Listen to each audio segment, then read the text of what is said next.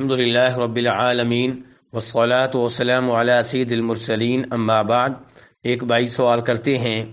کہ وضو کرنے سے پہلے بسم اللہ پڑھنے کے بارے میں کہا گیا ہے، لیکن اگر کوئی بسم اللہ سے پہلے اعوذ باللہ من الشیطان الرجیم بھی پڑھ لے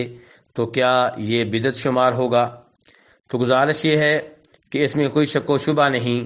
کہ وضو سے پہلے بسم اللہ پڑھنی چاہیے، کیونکہ نبی صلی اللہ علیہ وسلم ارشاد فرماتے ہیں لا وضوء لمن لم یذکر اسم اللہ تعالی علیہ، اس کا وضو نہیں ہے جو وضو سے پہلے بسم اللہ نہیں پڑھتا۔ اس حدیث کو امام ابو داؤد رحمہ اللہ نے روایت کیا ہے اور شیخ البانی رحمہ اللہ نے صحیح قرار دیا ہے، لیکن بسم اللہ پڑھنے سے پہلے اعوذ باللہ پڑھنا یہ چیز قرآن و حدیث سے ثابت نہیں ہے، اس لیے اس سے گریز کرنا چاہیے، اور اگر کوئی ایسا کرے گا تو یقیناً وہ دین میں اضافے کا مرتکب ہوگا۔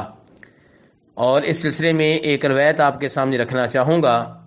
کہ امام ترمذی رحمہ اللہ روایت کرتے ہیں کہ جناب عبداللہ بن عمر رضی اللہ عنہما کے سامنے ایک آدمی کو چھینک آئی تو اس نے کہا الحمدللہ والسلام علی رسول اللہ،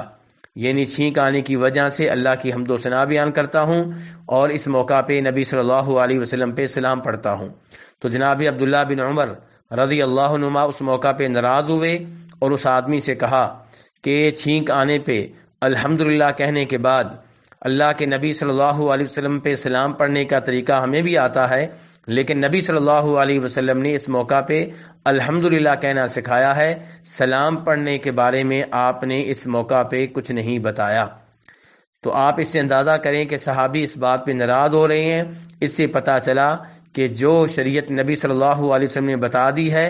اسی پہ اکتفا کرنا چاہیے اور اس میں کسی بھی اضافے سے گریز کرنا چاہیے۔ واللہ اعلم۔